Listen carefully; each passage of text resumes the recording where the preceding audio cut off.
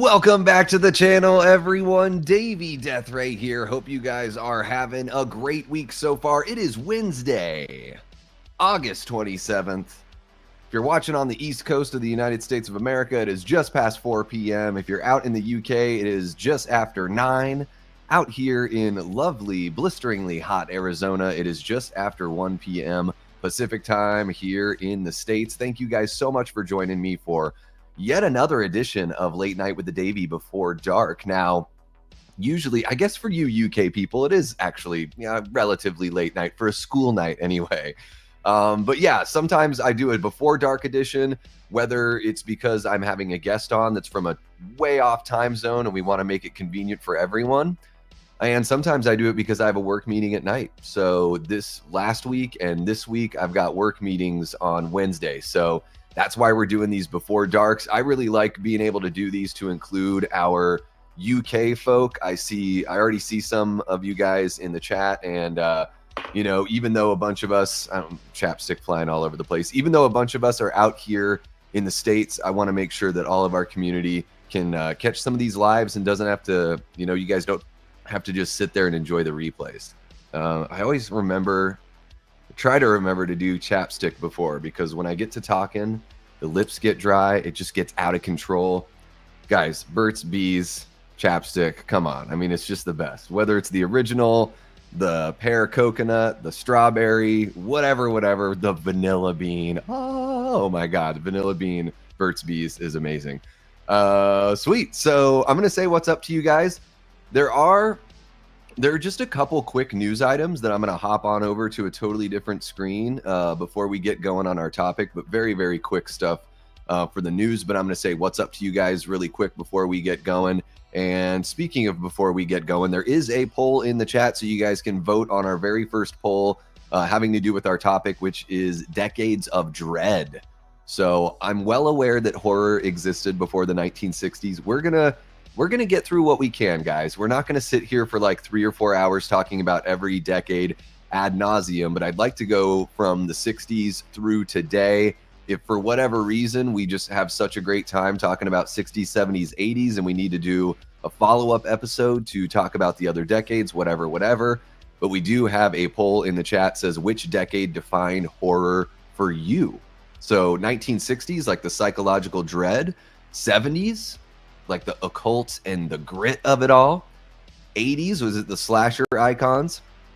Or, and I know I skipped the 90s and the 2000s because I know we do have some younger folks here that are, I'm sure some of you guys are in your 20s to early 30s. So 2010s to 2020s, like the artful, you know, I know we do have some slasher icons and of course stuff like that happening in the 2010s and currently, you know, but it seems like there is a little bit of a, you know, elevated horror, whatever you want to call it, just a little bit more something going on. So right now, slasher icons are winning 74% after 19 votes. So that's probably going to wrap that one up for slasher icons, and I totally get you.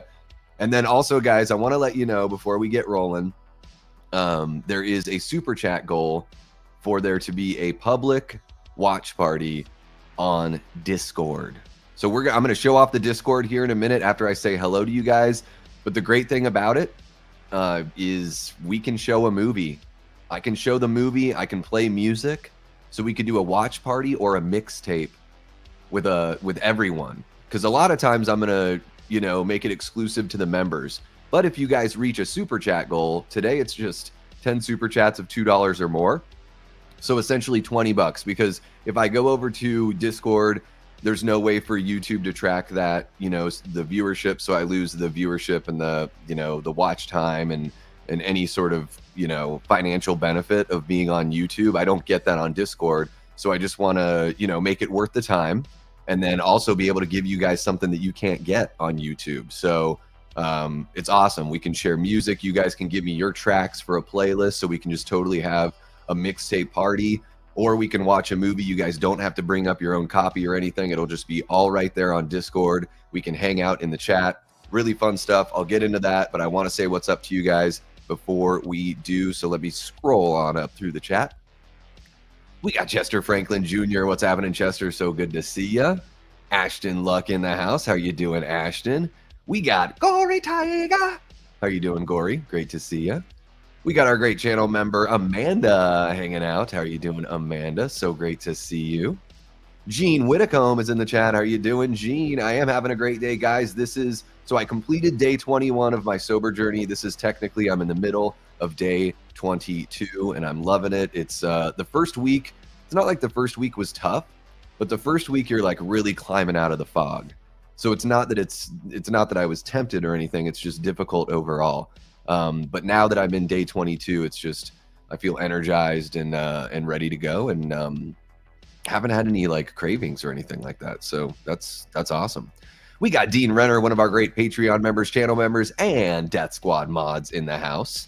And that's another thing too. So it's not just the channel members that will be invited to those members only streams on Discord. It will be the Patreon members as well. So if you happen to be a patron, but you're not a YouTube channel member, you'll still get that invite link over there. So I've got my own, the channel members are going to have their own private channel. So guys, go over to whatever. I'm going to say hello to you guys and then we'll jump into all the Discord shit. Okay. We got Brett from Good Real Hunting, one of our great channel members and Death Squad mod, says, hey, sucks to miss this because of work, but at least wanted to say hello. Thank you so much, man. I really appreciate all the love that you're throwing my way, and I really love what you guys do. I probably haven't said this in a little bit, but you know, the interaction with the chat over on Good Real Hunting, just for those of you folks that might be new or maybe you've missed it when I've said it before, I take a little bit, you know, when I see something on a channel that I really like, it's something that I want to like adopt into my own style. And the way that everyone over there at Good Real Hunting, you know, I'm most familiar with Brett and Brad because they are on there all the time. So just the way that they interact with the audience, saying hello to everyone and making everyone feel or just making everyone part of the stream, that's a huge influence on what I do over here. So thank you so much, Brett. Really appreciate it. And a win for one of us is a win for all of us. Guys, we're only 2 subscribers away from 1,700 here on the channel. So if you've got a buddy that isn't subscribed yet and you think they would enjoy this kind of content, then share the channel and maybe they can join us along for this ride. We got Adrian James in the house. What's happening? Adrian, how are you doing? Great to see you. Amanda says, with the poll, did the era of horror that defined us have more to do with when we were growing up in accessibility or the actual concept / definition of there? I guess just like the era that you think of when you think of horror is how I would describe like the era that defined. So I think for a lot of people it is what they grew up with or just the time that they grew up in, you know, but yeah, it could be, you know, maybe you're an old soul and 60s is like kind of your jam. Maybe it's the Giallo and Psycho and Peeping Tom and you know, Night of the Living Dead or something that just like defines that era, or all the creature features, you know, that kind of stuff from the 60s, or even like Carnival of Souls, you know, that kind of stuff. All right, who else do we have here in the chat? We got M from Horror Her. How are you doing, M? So great to see you.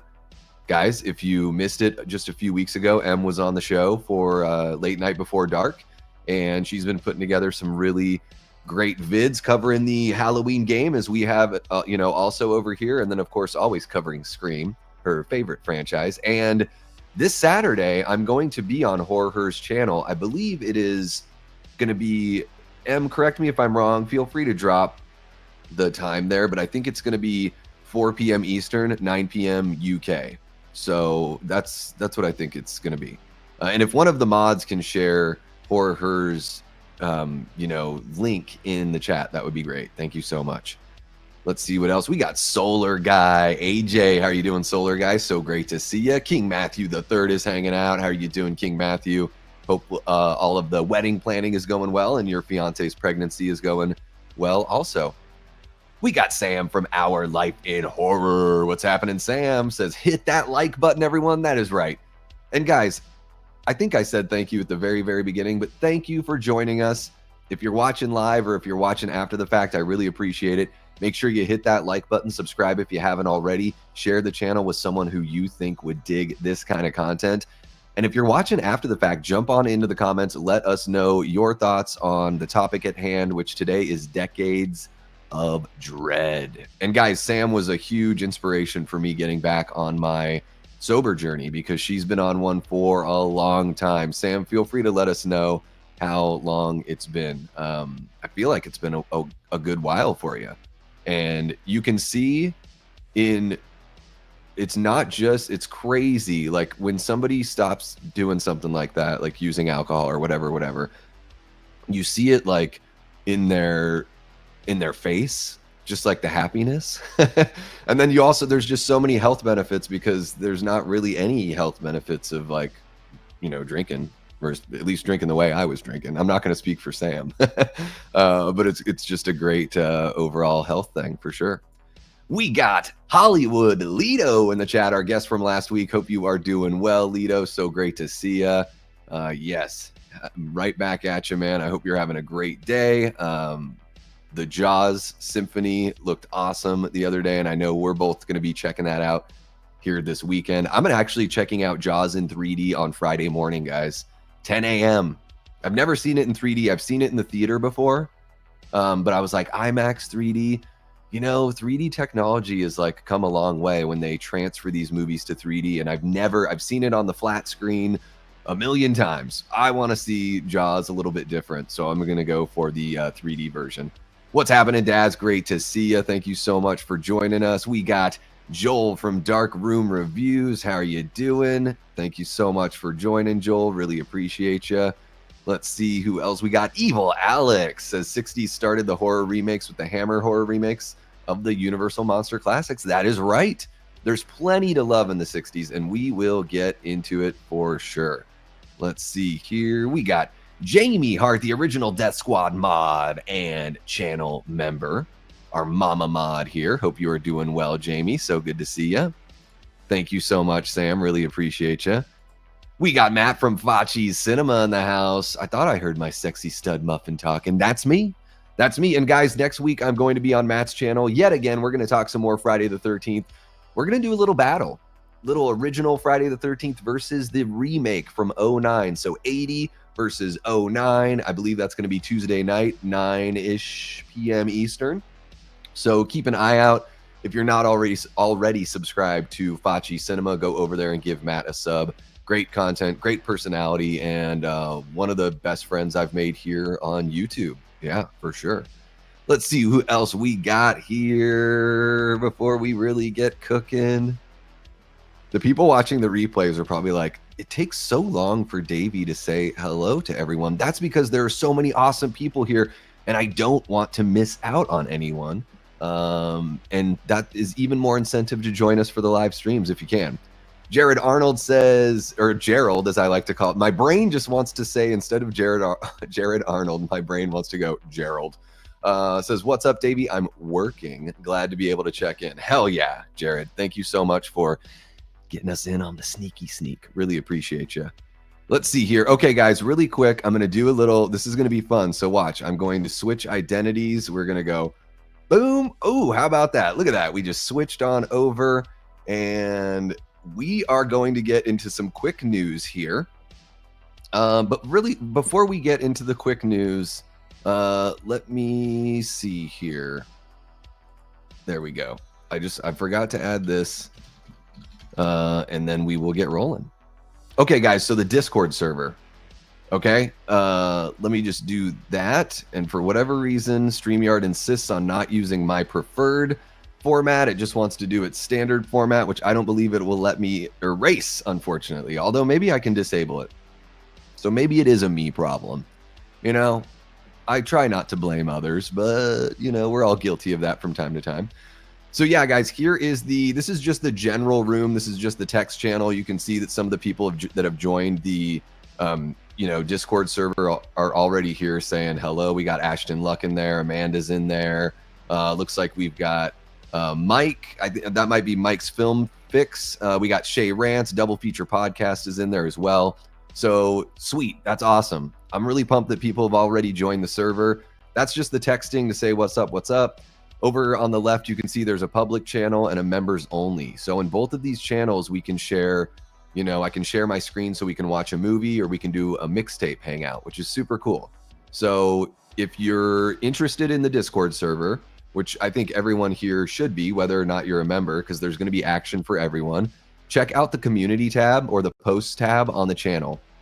I dropped the link in there. The link is actually down in the description as well for this stream and all streams moving forward. In fact, let me see if I can just copy it and drop it into the chat here and pin it there. Let's see here. Yes, I will go link for Discord server. All right, so there we go. That is dropped in the chat. I'm going to pin that. So now it's pinned in the chat. You can go ahead and click on over to the Discord server if you want to join. And yeah, guys, I think instead of for like super chat goals, instead of saying I'll give you an extra stream here on YouTube, because you guys are like, Davey, you stream 5 times a week already. Like, why would I want a bonus one when you're already giving us so much? I totally get it. However, now on Discord, I can give you something that I can't give you on YouTube, which is copyrighted material. How about that? So we can just get into a whole nother level of fun. I guess for the most part, maybe it will be members only. Probably every other week, we'll either do like a mixtape or a watch party or something fun like that on Discord. Maybe just like, every few weeks, something like that. But I would love to be able to jump in with everybody, with the public, and be able to watch movies, especially as spooky season goes on. We're going to be wanting to watch a lot of these movies anyways. Wouldn't it be fun to be able to watch it with like 20 of the people from this YouTube community or more, or whoever can show up? I think that would be amazing. So I'm really pumped to check that out. And then we got Dean Renner has just popped in there. So look, we've got a brand new person just jumping in on the Discord. Guys, this is really fun. It's very bare bones and basic looking right now. There we go. Sam from Our Life in Horror signed in. Awesome. I'm loving it. You guys are interacting. This is great. And right here, I already made an event. So on Sunday, September 5th at 7, it's going to be 7 p.m. Eastern, 4 p.m. my time out here in Arizona. We're going to do a members only mixtape party. So I've got a link that I just share only with the members. So members, check out the members only posts, because not only can you RSVP for this event, you can also jump into the comments and let me know which songs you want on the playlist. I can put together the playlist before our stream. So that's another really cool thing. And, if you've got more than one song, that's okay. I'm probably just going to go one per person until we can loop back around. Maybe we do like an hour 15. And it's just a great way for us to kind of hang out and rock some tunes together. So yeah, that's the Discord. Pretty basic right now, but I'm very much looking forward to getting it going with everyone. So let me know what you think of the Discord in the live chat. If you have any ideas of some fun stuff we could get into over there, please feel free to share, because I'm pretty new with all this stuff with the Discord. And then if you're watching after the fact, jump on into the comments. Let me know if you have any ideas, for something we could do on Discord. And yeah, so really, really fun. I'm excited. Thank you so much to Amanda for helping me troubleshoot that last night. She jumped in there as we sort of just worked through the bugs and just made sure that it was all working. So not to say that there won't be any jitters or bumps or, bugs as we go through our very first stream. But we can work through that together, and it'll be great. A place where we can sort of let our hair down a little bit more, relax, and bask in some copyrighted material. How about that? That would be amazing. Who wants to watch one of the Halloween movies and just have it be right there, right? And we can all just like comment on it live. That would be amazing. Amazing. So yes, very, very fun stuff with the Discord server. And having said that, let's get into some news here over on Bloody Disgusting, our preferred news site. Just going to make sure everything is running smooth there. Okay. So guys, we just got some news the other day. Not the other day. It was yesterday. So guys, we just got news yesterday from Damian Leone. This article comes to us by way of John Squires of Bloody Disgusting, and the headline reads, Terrifier 4. Damian Leone teases more answers about the mythology and Art the Clown's origin story. All right, Terrifier fans, be on the lookout here. I'm very interested in knowing, for you hardcore Terrifier fans, do you want Art's backstory or his mythos explained? Do you want him to remain a mystery? I know for some of the people that aren't the biggest fans of Terrifier, even aside from maybe the gore and all that stuff is just not really their taste. It's not offensive, but it's just not really their style. I've heard some of the criticism that there's just not much of a story there. So, and I'm kind of in that camp where I do want some answers. They don't have to explain every little thing, but I'm very curious because they've laid some breadcrumbs in Terrifier 2 and Terrifier 3. So the way I think about it is like, well, if you're going to lay some breadcrumbs, can we at least see where that trail goes? You know, you don't have to give me everything, but you're teasing it. So let's go ahead and at least find out some answers. But let me know in the live chat if you're watching right now. If you're watching after the fact, jump into the comments. Let me know your thoughts on Art's mythos and Art's backstory. Where do you stand? Do you want it? Do you not want it? Give me all your thoughts.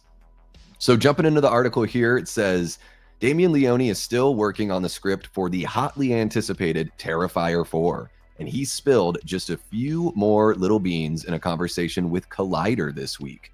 We've seen Art the Clown do a whole lot of killing across 3 movies in Damien Leone's gory Terrifier franchise, but we still know very little about the character and how he came to be the nightmare he is today. Leone had recently promised that the upcoming Terrifier 4, however, will, quote, finally reveal Art's origin, end quote, likely, quote, in the first 15 minutes of the movie, end quote. How about that? I think that's a nice little balance. 15 minutes, not too much, and then we can really get into the story. The article continues here. Leone speaks more on that in his chat with Collider. He explains to the outlet that he's afraid to peel back the curtain too far, but that we can indeed expect some answers in Terrifier 4. Quote, I love the mystique, Leone explains. That's the most important part, even if people don't realize it because they're just so hungry to know what his deal is. I think a lot of people don't realize the reason he works so well is because of the mystique. If you pull the curtain back too far and you lose that mystique, it's over. You're not supposed to see the wizard behind the curtain. It's almost always a disappointment. The filmmaker continues, however, quote, I think there's a way with his origin to have my cake and eat it too, but we'll find out. I am taking a bit of a risk, but I'm very well aware about losing that mystique at the same time, so we'll see if it plays out. I think the majority of people are going to be very cool with it, end quote. At the same time, Leone does promise, quote, a lot of answers, maybe to a fault, end quote. Okay. So he also, has recently teased that the script for Terrifier 4 is underway. It's shaping up to be the most epic, horrifying, thrilling, emotional, and satisfying conclusion to the Terrifier saga. So it looks like they are looking to end it for now. But I saw him on Inside of You with Michael Rosenbaum, and it sounds like if he walks away now, he may want to come back to Terrifier at some point. But I do think there's something interesting there. He's well aware of the risk. He talks about the risk of explaining too much. I feel that way. You guys know how I feel. When it comes to Michael Myers, I want as much mystique as possible. When it comes to Jason Voorhees and Freddy, we already kind of know their backstory. So I'm not as worried about finding out more or filling in some of the gaps, or like the Crystal Lake story or the Crystal Lake TV show is going to be able to kind of reset that foundation as we know it, keep all the pieces that we know and give us a little bit more as a launch pad for the rest of the franchise moving forward. And I feel kind of the same way about Art, where I get it. The mystique is really, for me, the mystique works best in the first Terrifier film. Here, I'm going to bring it back on over here. So for me, the mystique works best in the first Terrifier film because it's just like a series of skits. There's really not much story going on there. So I'm fine with him being a total mystery, but there's way more allegorical, like biblical kind of allegories in Terrifier 2 and Terrifier 3. So that makes me think that, yeah, there is some sort of explanation. Is Art sort of like a creation of Sienna's father? Did Sienna's father create Art the Clown because he sort of created the magic that Sienna has, right? With the suit and the dagger that can't hurt her. He created that character and then she became the character. So are we going to find out that Sienna's father created Art the Clown as well? There's some sort of dark magic kind of thing going on. I'm very curious. I also have the feeling that Terrifier 4 is going to literally open up the mouth of hell that we saw in Terrifier 3, and we are going to see like an angels versus demons battle, which would be epic. I think Terrifier 4 could be like a battle movie. That would be a really interesting way to conclude this story. Kind of like if you ever saw the end of the Buffy the Vampire Slayer TV series, kind of like that, where they're like literally going into hell for an all-out like Braveheart style battle.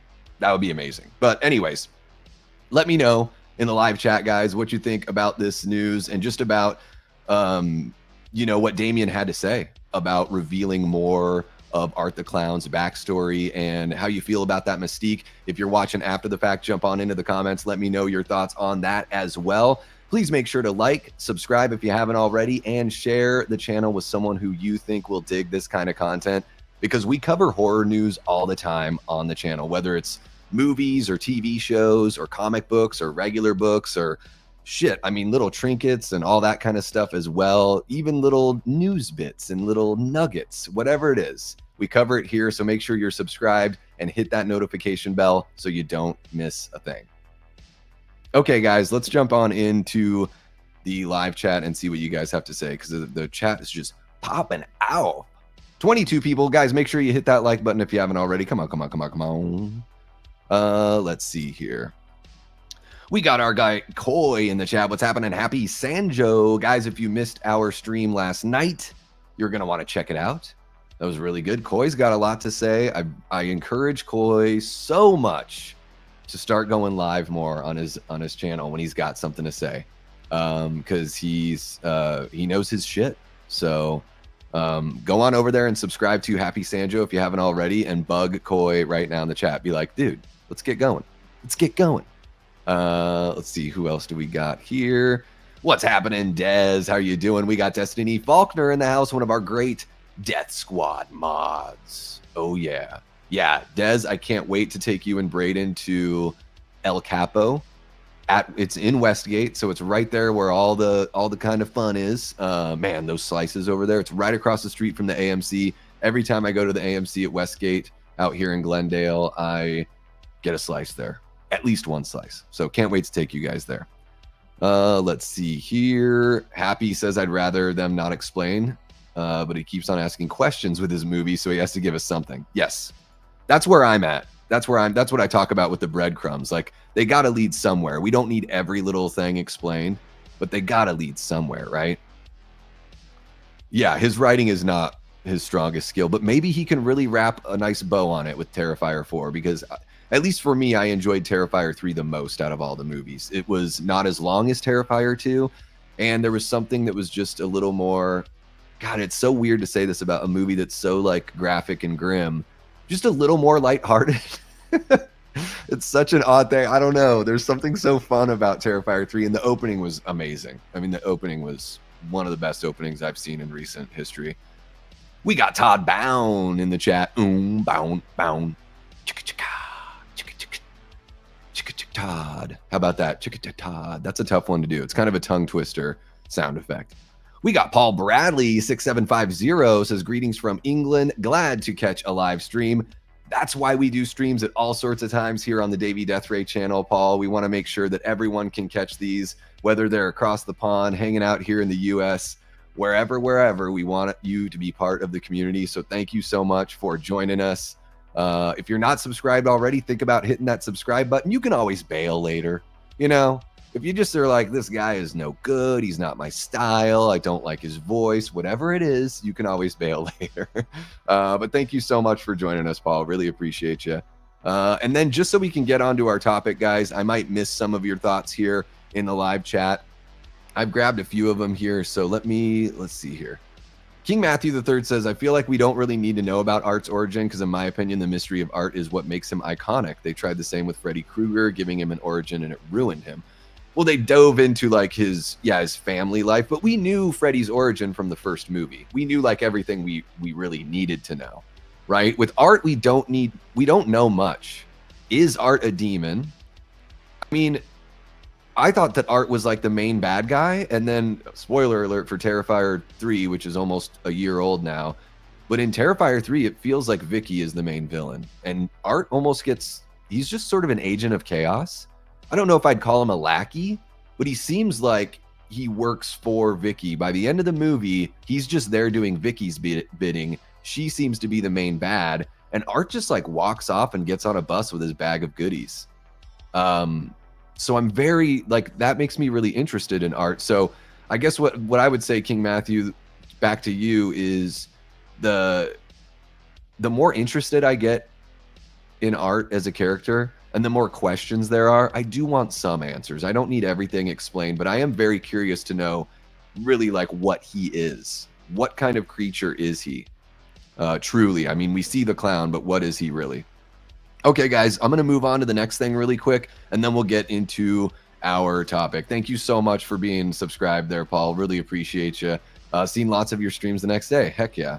I like that you give honest feedback on movies, warts and all. That is so great to hear, Paul. I try to be fair, tough but fair, and also it's coming from the perspective of someone that's never made a movie. So I try to be, you know, at least gentle in that regard. I don't know what it takes, but I know it takes a hell of a lot of work, and it's probably takes 4 times more work than what I could even imagine. So hopefully someday I'll be fortunate enough to play some sort of role, you know, in the making of a film, and I can get an idea for myself. But I appreciate that you like the honest feedback, man. I try my best to be to just shoot it straight. You guys are gonna get the genuine Davey Deathray article every time. Wayne says, I understand why Halloween fans don't want Michael's origins explained, but I don't think those same rules apply to some of the other franchises. Amen, Wayne. That's how I feel. Certain characters, I'm cool with it, with all the mystique. Art, I want to know a little bit. I do want to know a little bit. Not everything, a little bit. Yeah, so what's the hierarchy? They could explain a couple things for sure. Okay, guys, let's go ahead and jump on over to this next one. This one's really quick here. And this is more for the, you know, the physical media collectors in the house. Koya and I talked a little bit about physical media collecting last night. I wanted to cover this just because I've got some thoughts on like the way these things look, which is something I think we also hit on last night with Koya there. Okay, guys, so coming this September, we are getting the first 3 Halloween films slashing into Steelbook 4K UHD from Scream Factory.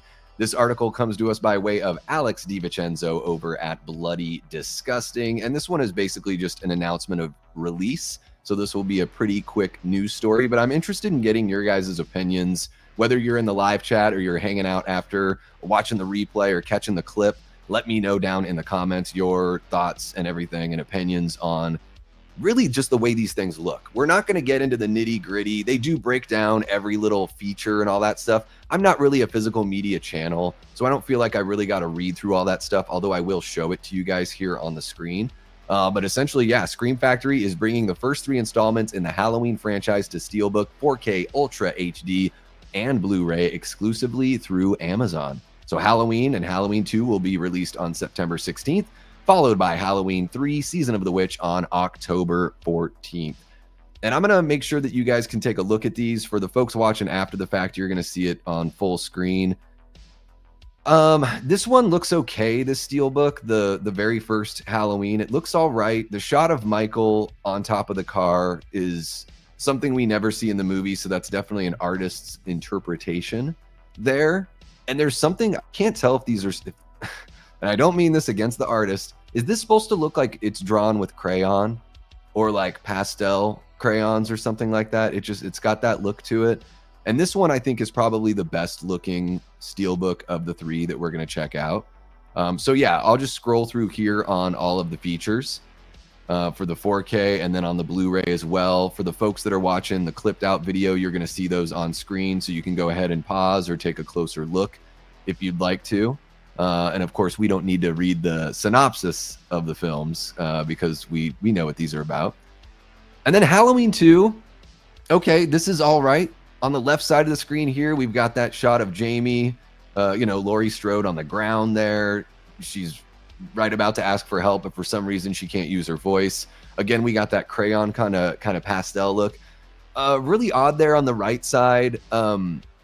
Michael walking away from the Ben Tramer accident, which absolutely does not happen in the film. Nothing close to that happens. So it's just, again, it's like, it doesn't look bad. Like it's a compelling shot just as a piece of art. But I think for like us Halloween fans, we're sort of like, what? That's just like, to me, it struck me as odd. I'm like, there's an entire firewalk with Michael that you could have put on that side. So to put him like mere feet away, or like 15, 20 yards away from the Ben Tramer accident is sort of odd and just kind of like completely contrived and convenient. And then of course I'll show you guys the all the specs here on the 4K UHD, and of course the Blu-ray as well. And again, these are exclusive to Amazon. The first 2 movies are going to be coming out September 16th, with the 3rd movie dropping in on October 14th. And it looks like with the Halloween 2, you do get that television cut.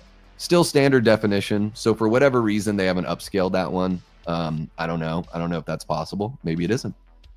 And then here we've got Halloween 3 Season of the Witch,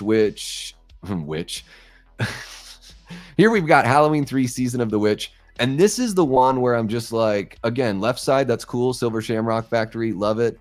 That shot on the right, again, not a shot that we see in the movie that I can remember. I think the shot of the synthetics is kind of like the shot from the street, and then they're just mixing it with the Stonehenge piece at the end of the movie. I don't know. Maybe I'm just judging these things too harshly, but it does look still like crayons or like pastels.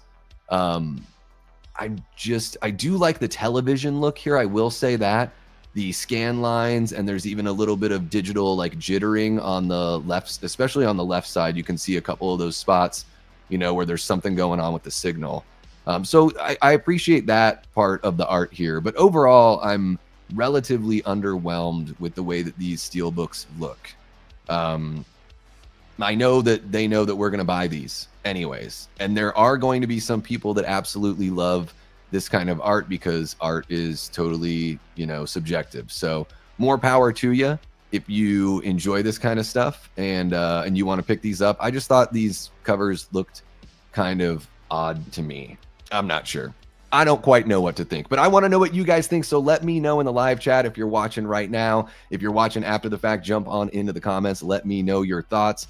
Make sure to hit that like button, subscribe if you haven't already, and share the channel with someone who you think would dig this kind of content, because we cover news here all the time, horror news especially, whether it's film, television, books, comic books, steelbook releases, video games, all that kind of stuff. So make sure you're subscribed and hit that notification bell so you don't miss a thing.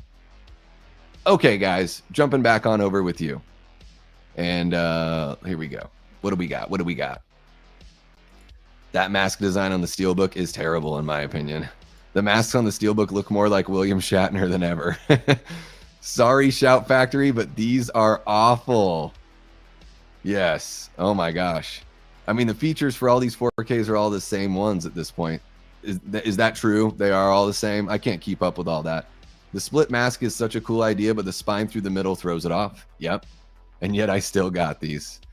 Hey, again, it's no judgment or anything to folks that are buying them. Are they crayons or pastels? I just think that's a really odd idea. I don't know. Yes, fire walk with me. The shadow on the ground is weird. Yes. The whole thing with you're talking about with the explosion in the background, very, very strange. Australia upscaled the TV cut for Blu-ray, and apparently it still doesn't look good. They might have to use, if they didn't shoot it on actual film, if it was just done on video, they might have to use like AI to help upscale it. Because with film is like whatever, I think it's like 8K or more. So as long as you have that negative on actual film, you have you don't have to upscale anything. You just have to, grab the original. Let's see here. This H3 steelbook is awesome, I have to say. It's the best looking one of the bunch, I think, or just with the TV thing. I think it looks the best. Yeah, I'm not a fan either. They just keep putting these out because they know we are going to buy them. They know us hardcore Halloween fans are going to buy them. There you go. Jamie's over it. She's like, I already have the 4Ks. They did the OG art on the reverse sides of the sleeve inserts. Oh yeah. No, I know what you mean. Yeah, those editions that they put out, those were cool. I like the art on those and the fact that you could do reversible for sure. Okay, looks like we are all caught up. Did I miss something? Oh, there we go. I missed a super chat. 199 from Brett of Good Real Hunting. Mr. Brett says, I'm still waiting on RZH2 4K. Ooh, yeah. Have they released either one of Rob Zombie's movies in 4K. I'm not the biggest fan of the first one, but it seems like it would just be a good idea to do both. And release, you could even release those as a little set. Like imagine a fat little box that's got both of those in 4K. You could even do a little box with that's got 2 steelbooks in there. The duology, the Rob Zombie duology. Maybe include that documentary from RZH2, which I doubt will ever see the light of day because it probably rips the studio apart.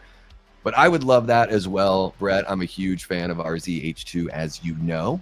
Thank you so much for the $1.99 and getting that super chat goal going. Yeah, guys, if we reach the super chat goal, and again, super chats are not required by any means. I want you to watch and hit the like button and subscribe and share and all that stuff. But if we hit that goal, next week I will host a public watch party or mixtape in the Discord. So you would get to pick the movie, and first off, you would get to pick whether it's a watch party or a mixtape. If it's a watch party, you get to pick the movie. If it's a mixtape, you get to drop some songs for the playlist. So just keep that in mind as we move on through the stream. But let's go ahead and get into the heart of the matter here. Let me do this. So I'm going to go back on over there. There we go. I'm going to do that. And guys, we are here to talk about decades of dread, horror's evolution through the 60s, 70s, 80s, 90s, all the way up through today. That's what we're here to talk about. And as always, you know, I can kind of kick off the conversation here, but I'm curious to know, as we go through these decades, your guys' thoughts as well. So let me know in the live chat. I know some of these decades, you know, 60s, we may not have a lot to talk about, and that's totally fine. But really quick, before we get into that 60s talk, I am going to close out the poll here. So let me check it out. We have 34 votes. Thank you so much to everyone who voted. Hopefully you also hit the like button as well. Let me see here. We've only got 22 likes. We got 22 people watching, so that's good. But yeah, 34 votes. 80s slasher icons wins with 67%. The 70s gets second place with 20%. 60s gets third place with 8%. And 2010s to 2020s, just 2% there. So it looks like and sounds like for most of you guys, slasher icons is what really defined horror for you. You know, either growing up or whenever you got into horror, which I can certainly relate with. I think I would probably say the 80s as well. You know, because that was the slasher boom really kind of made horror a part of pop culture in a big way. I mean, of course, The Exorcist was a huge pop culture hit and it was in the mainstream. Jaws was in the mainstream, you know, but to the point where drive-in movies and slashers were a dime a dozen in the 80s, it just sort of defined horror for that whole entire decade. So I totally get why it defines horror for a lot of us. Let me see here. What do we got going on? Halloween is actually the movie that got me into horror, then obviously Scream. However, The Exorcist played massively into my enjoyment of horror. I need to watch The Exorcist again because I think it's good. It never wowed me. I don't know. It just never wowed me. Solid movie, though. Evil Alex says 60s. I loved Hammer horror. Christopher Lee and Peter Cushing, both great in those films. Hell yeah. Oh yeah. The Hammer horror movies are awesome. Let me just see if I, okay, I'm going to get one more, I'm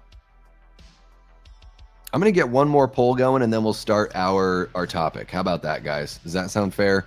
That way it gives you guys some time to get in on the poll and then we can get this conversation going. All right.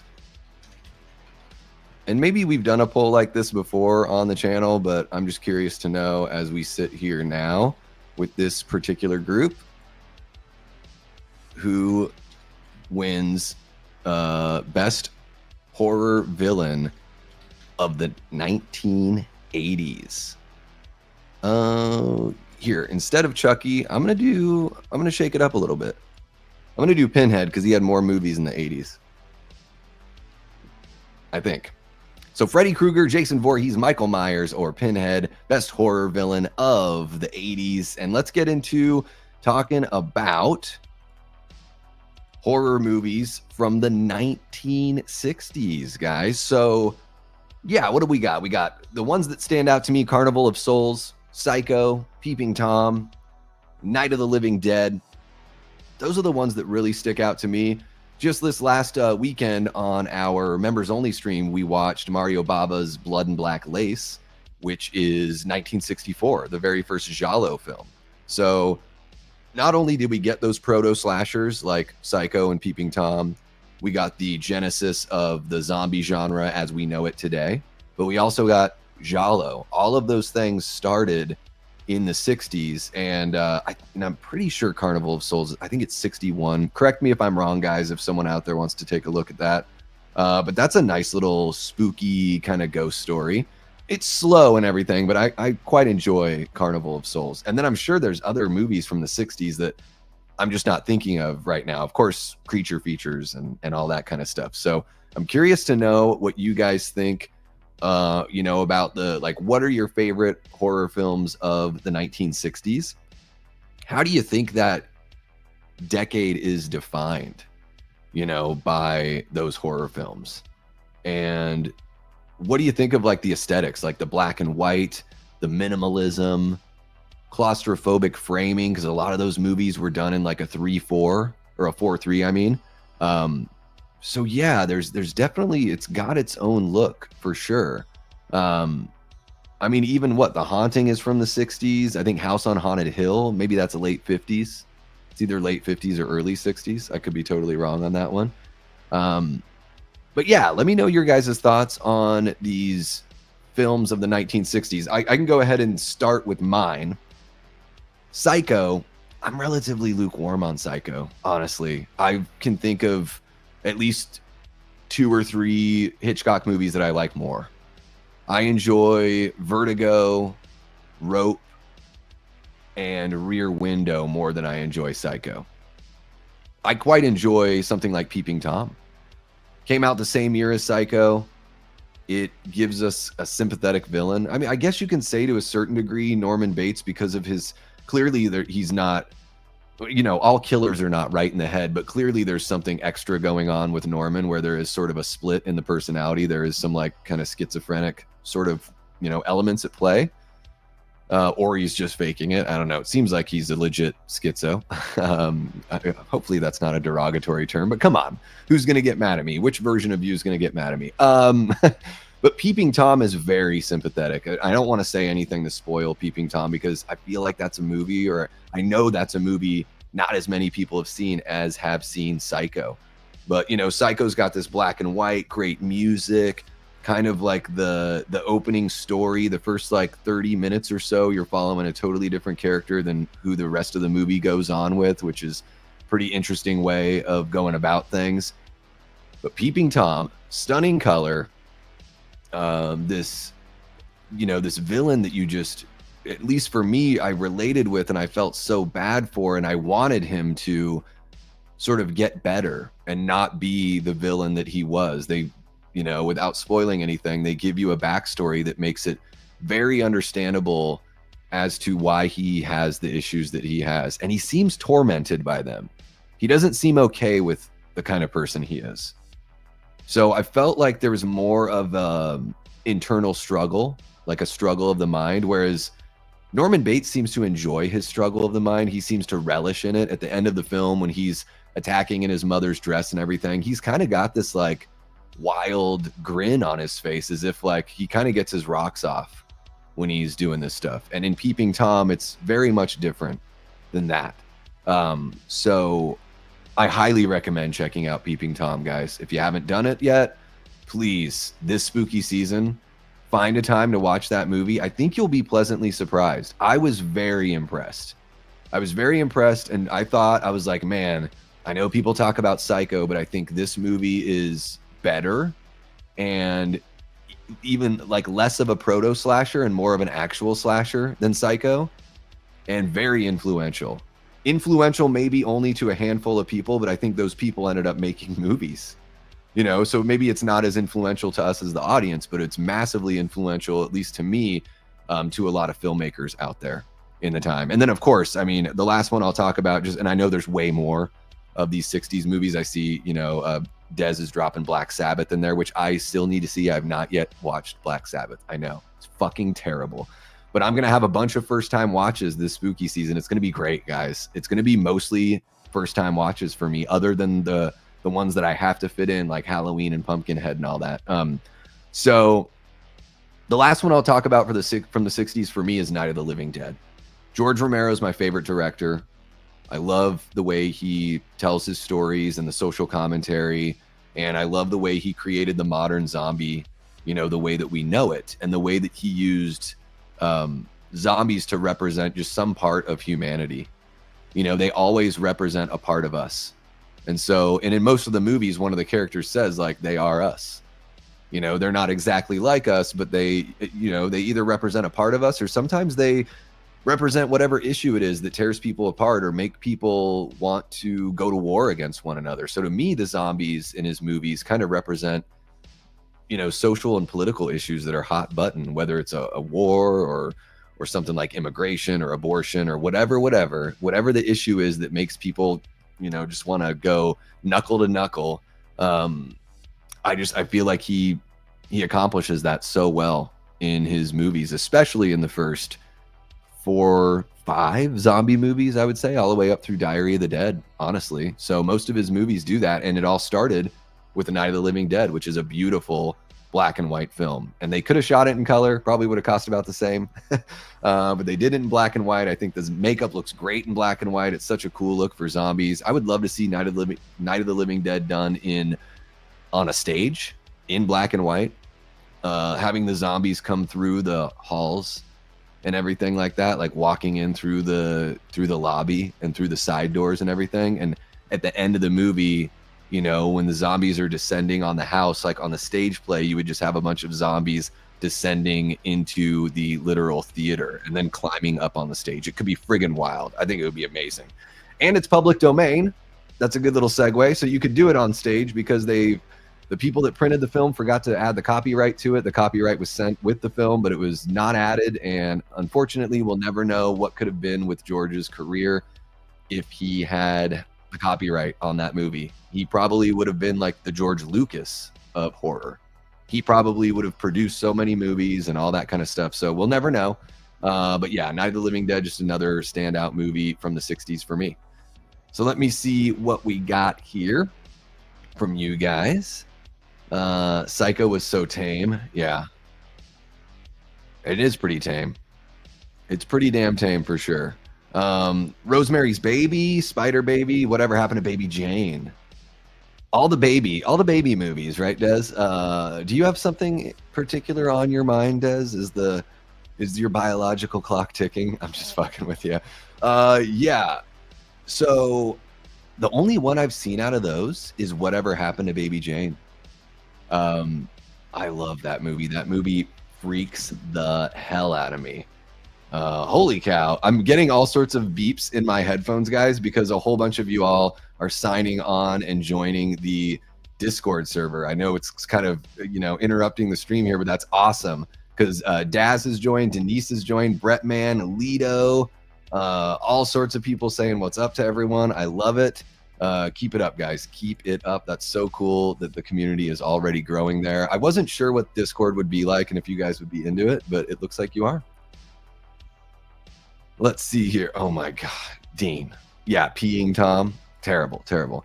Mario Baba's best film is Black Sunday from 1960. See, I'll watch that one. Black Sunday and Black Sabbath, two of the Black S movies that I have to see. Let's see here. I'm not sure what you're laughing at, but hopefully it's a good laugh. Freddy, in the words of Dave McCrae, became a fucking loser. He's a fucking loser. Yes. M says 60s horror is not particularly an era I enjoy. I respect them for what they are, but don't enjoy the feeling of 60s movies in general. They are slower, for sure. It is a little tougher. Yeah. Peeping Tom does look really good in 4K. All hail the wrath of peeing Tom. Jeez, Dean, just dirty, dirty. No matter what anyone thinks of how films evolved, etc., Freddy owned the 80s, even with Jason hot on his heels. Yeah, and I would say they were pretty close, but also I was born in 82. I think I'm a little bit younger than you, Lido, so I wasn't aware of it nearly as much. I was aware of it kind of tangentially through my older siblings.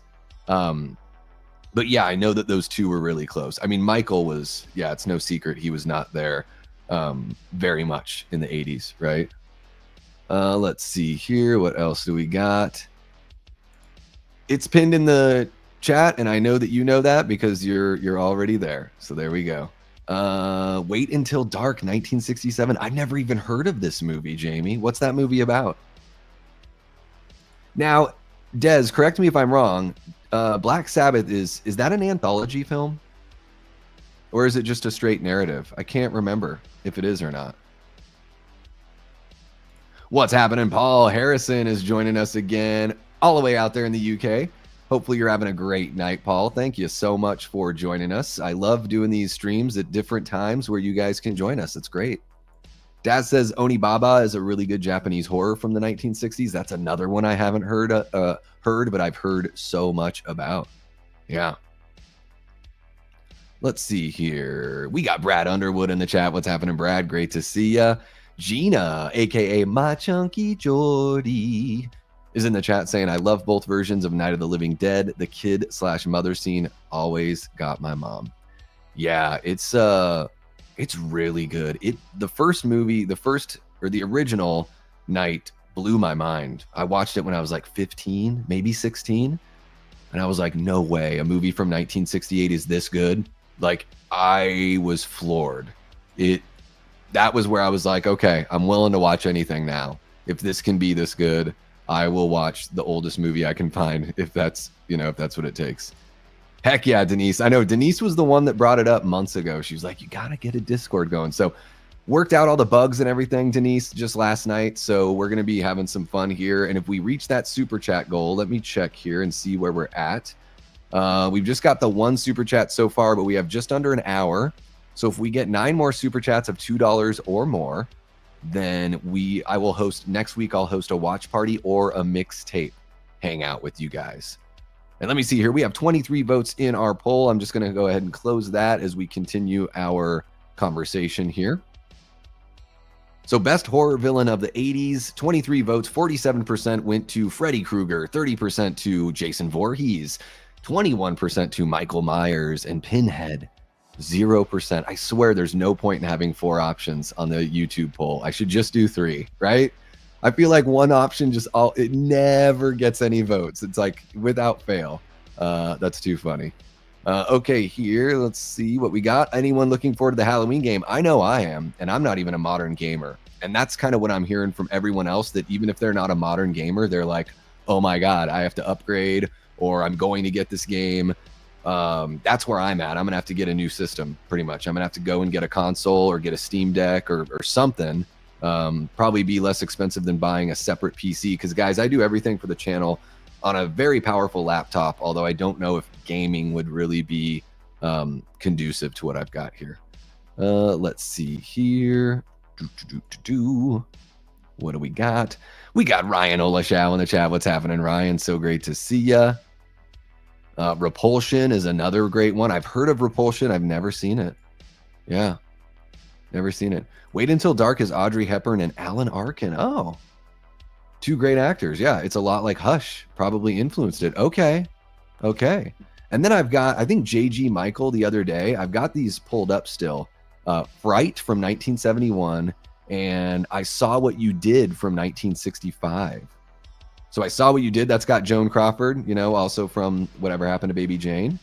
And that's the only name that I recognize, but J.G. Michael had said both of these really influenced Halloween. So I've got to check those out this spooky season as well. Let's see here. Repulsion was a huge influence on Wes's script and visuals for New Nightmare. Okay. So you haven't even seen Night of the Living Dead. King Matthew. Very, very good stuff to check out, man. Can't forget about the 60s for sure. Can't forget about that. Okay, guys, I'm going to jump into the next little decade here really quick. What's happening, Steve? Hopefully you're doing well. Says, greetings, Davey and Flick friends. Sorry if I blew up your gram, but I've been very busy of late. Hey, no worries, man. Blow it on up. Blow it on. If you have stories or stuff to share, guys, the links to my Instagram and Twitter are down below in the description. So feel free to hit me up if you have any questions, something you want to see on the channel. whatever it is. If you're going through your own sober journey and you want to reach out to somebody, I'm on day 22 right now, so feel free to reach out.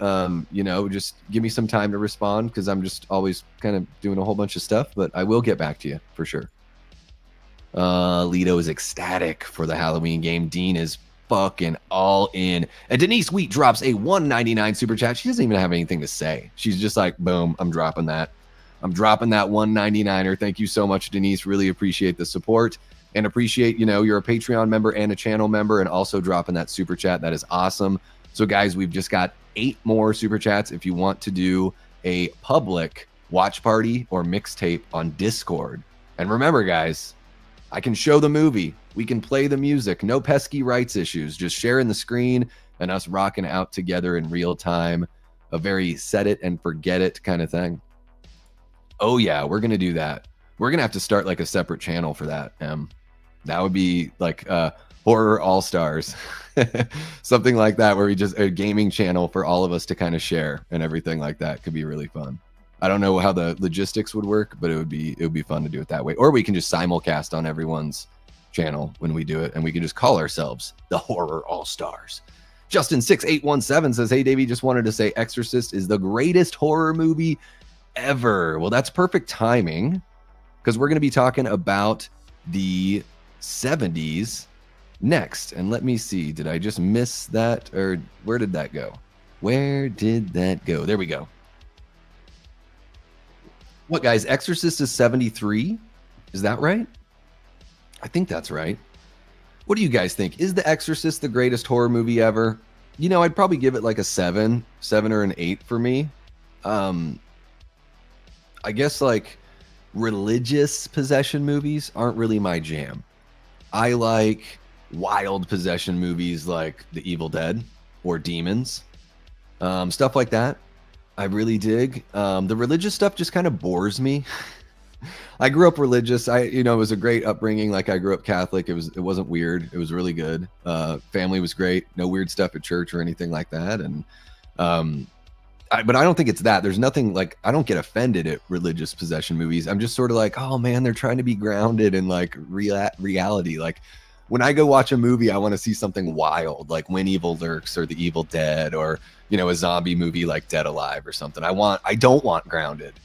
Even like with Batman, I was thinking about it. Like, the Christopher Nolan Batman movies are great. But the other night I went and saw Tim Burton's Batman movies back to back in the theater. Those are so much better. Like, get me out of the real world. I don't want Law and Order Batman. It's just boring. I'm not interested. Not interested. Beautiful films, great performances. Just movies I'm not going to revisit as much as the Tim Burton movies. But yeah, Exorcist is undeniably a classic. And, there was a big shift in the 70s. So you had movies like The Exorcist, Texas Chainsaw Massacre, Black Christmas, Last House on the Left, Halloween.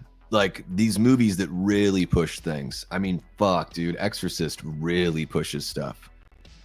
A young girl stabbing herself in the naughty bits with a crucifix saying, fuck me, Jesus. Whew. Yeah, that's definitely pushing it. I would say arguably pushing it more than anything from TCM, because Texas Chainsaw is like, it could be a PG movie. There's like no on-screen blood. I mean, it is violent, it's brutal, and it feels very real. So I think that's like the thing to me with TCM that I really love, is that there's something about it that feels real, even though it's not a splatter movie. And Black Christmas is super creepy. The idea of someone hiding in your house and hiding in there the whole time, pretty much, almost the entire runtime of the film, the bad guy is just watching and waiting. Yeah, man, the 70s. Last House on the Left, that one blows all of them out of the water as far as really, really tough stuff. Tough stuff to watch. And I know there's others from the 70s. I think I Spit on Your Grave is a 70s movie. I've never seen it. I haven't had the heart to watch it because that stuff like really gets to me. Last House on the Left, I had to watch that with friends because I just didn't think I could handle it alone, because I knew that there were a couple things in there. So I think when I watched that movie, I was like 23 the first time I watched. I've only watched it once. It leaves a mark. And you guys know, anyone that's been hanging out on the channel for, a long, length of time, when the sex stuff and the violence stuff is like blended, like mixed, I don't like. They can both be in the movie and separate. I get it. Like a lot of the Friday the 13th stuff is like people are banging or whatever, and then there's murders and stuff. But when the two are like right next to each other or blended, I have a tough time with that. I don't. To me, it just seems a little pervy, and I can't enjoy those things when they're mixed together. So, nor do I want to. But I've been blah blah blahing for a while. I'm curious to know what you guys have to say about the horror films of the 70s, and what are your favorites. If you got thoughts on any of these that I've mentioned or some others that I've forgotten, let me know in the live chat. If you're watching after the fact, to give me your thoughts in the comments as well. Let's see here. I'm not sure if Leatherface counts as a slasher. Yeah, I think so. I think you could say backwoods killer. You could also say slasher. It's not supernatural, or it's not a zombie movie or anything like that. So I'm not sure if Leatherface counts as a slasher, but he did debut in 1974, so he was the first major killer 4 years before Halloween released in 78. Yeah, he and Billy. So Black Christmas was released in Canada, like I think the same day as Texas Chainsaw here in the States. So those are like the first two. There's no argument Texas Chainsaw Massacre is more popular. So yeah, first major killer. I guess you could say Norman Bates. He just had the one movie and it's a proto slasher. But I see what you're saying, King Matthew. I think he's the first kind of he was the precursor to like the dressed up slasher that we would get used to with Michael and Jason and Freddy moving forward. Yeah. They're remaking it. I heard at one point that Jenna Ortega was in it, but it looks like it's Micah Monroe and Mary Elizabeth Winstead. So Brett is probably pumped on that one because I know he's got a big old crush on her. Let's see. Here we go. You guys are already talking about Winstead in there. Show of hand, who wants to see me as the Shape streaming playing the video game when it comes out? Right here. I think that's a must, Lido. I think that's absolutely a must. That's what I was joking with M on her channel. I think, was it on your channel, M? Or were you on Kyle's channel? Maybe it was that. But I was just like, do I have to wear a mask when I play the game? Because I've got 6 of those fuckers. So I would if I have to. Exorcist is definitely the best possession film and one of the best horror films. Okay. Best possession film. Wow. Better than The Evil Dead? Oof. I don't know. I enjoy The Evil Dead a lot more than I do Exorcist. Exorcist is a way better made movie. Yes, for sure. M says it's a fantastic movie. I watched it on my own at 11 and loved it since. Really opened my eyes to what horror has to offer. I'm guessing you're talking Exorcist there. We got Jeff from John Doe Juggalo in the chat. What's happening, Jeff? Great to see ya.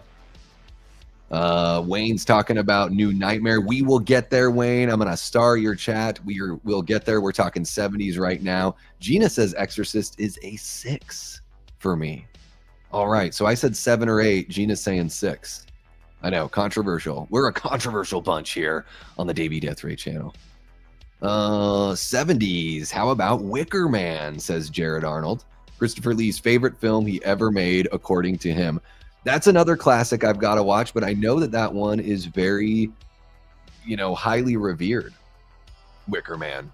There's plenty of jokes made about the remake with Nicolas Cage, of course, but the original does look legit. It's got that Richard Donner Omen kind of look. It's got that. There's something about those movies from the 70s, man. There is, and maybe we can just sit into this in this part of the conversation for a sec. The look of 70s film.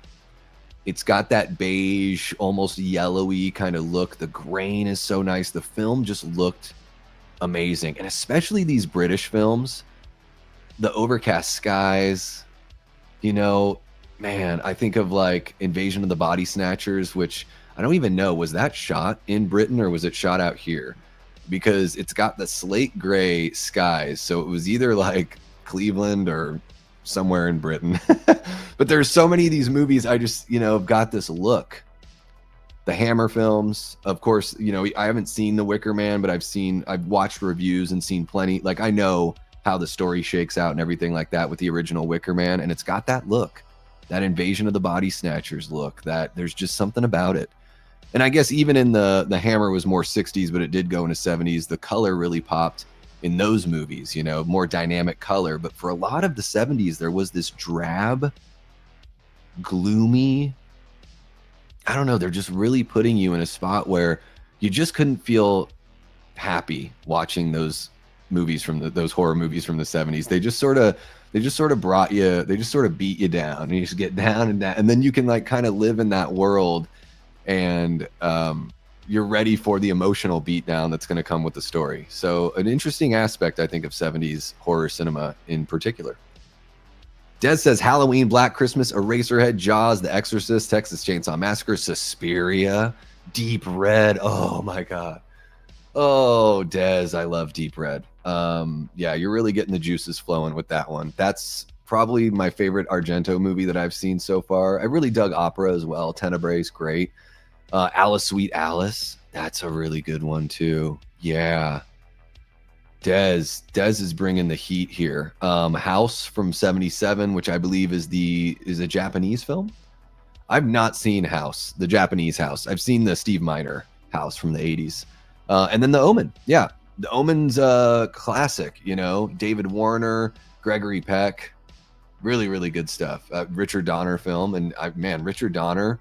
Look at, guys, the next time you're thinking about Richard Donner, or you watch one of his movies, bring up his IMDb. It's just ridiculously impressive. The diversity of films that he made, you know, so he did stuff like, I guess I could pull it up now. Let me just rattle off the ones I can think of. So The Omen, Superman. He did Lethal Weapon. He did The Goonies. He did Scrooged. Gosh, there's so many others that I'm trying to think of, but he did all these movies. They're just so different from one another. You know, it's like he was a guy that was like, I'm not going to get too comfortable here. I'm going to always try something a little bit different. For some people, he's made their favorite, you know, superhero movie with the first Superman. And technically, you know, like the second Superman, all the good stuff is stuff he shot. For other people, it's something like The Goonies, which might be their favorite childhood movie if they grew up in the late 70s or born in the late 70s or early 80s. And then, you know, Lethal Weapon is a cop movie that's one for the ages, you know, and a great Christmas action flick as well, right there with Die Hard. And then for me, he made my favorite Christmas movie of all time, Scrooged.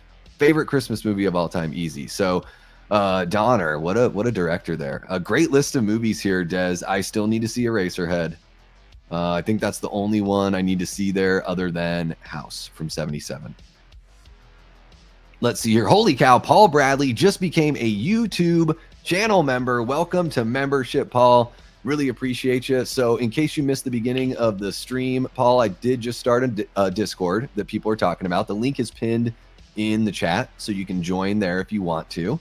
And if you check the community tab or just my posts, you'll see for the members, there's a special link that takes you to the members only room on the Discord server. So over there, we're going to have watch parties and mixtape parties to where we can actually show the movie and play the music on the Discord server. So that's just a great little perk there.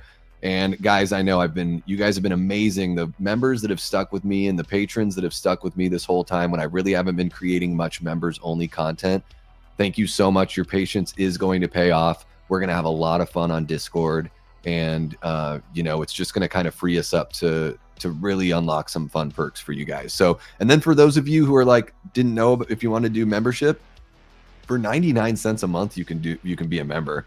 Now you can climb up a tier and do $4.99 or $9.99. And then, you know, with those perks, like we'll bring you on the channel.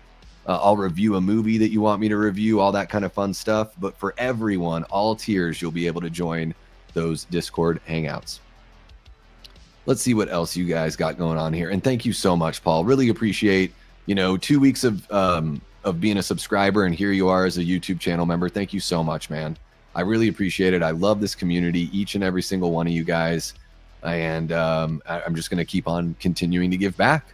Hopefully my personality and all that kind of stuff is worth it for you guys. And it's great to know that for a lot of you, it definitely is, because so many of you keep on coming back. Let's see what else we got. A lot of Exorcist talk here. So I'm not just skipping over the Exorcist stuff just because, but I feel like you guys we're all kind of, most of us are on the same page with that. Halloween is the greatest horror film for me, says Lido. Yeah, I love Halloween so much. And I'm one of those guys, like, I think The Thing might be John Carpenter's best movie, but Halloween's my favorite John Carpenter movie. There's something about The Thing, just it's a technological marvel, you know? So, Alien. Yes. Evil Alex, thank you so much. Alien is a great 70s film. And a movie that's got that 2001 A Space Odyssey kind of feel, especially at the beginning. It's got this deliberate, slow pace. It is a slow burn. Alien is really interesting, guys. It is like a haunted house movie in space. Creature feature, because you got your xenomorph. And a slasher, because the xenomorph is picking people off one by one. So it's this really interesting amalgamation. And on top of that, it's like above everything else, it's a sci-fi flick. It's a really layered, not only like genre wise, it's very layered. I love the implied lore. I love the questions that aren't answered and the questions that are answered. It's something, the potential. I mean, that's why we're still seeing Alien as an IP out there, because the potential that just the first movie created, huge, you know, just the first movie. And then I think Aliens definitely expanded on that, expanded the lore in a really good way. Aliens is great. I prefer the first movie because I prefer horror over action. So it's kind of like what your taste is there. But Aliens is a great follow-up and a great sequel because it's not a rehash. It's something that it really, you know, it's Alien is Popeye before the spinach. Aliens is Popeye after the spinach. You know, it's just like, it just really ramps it up.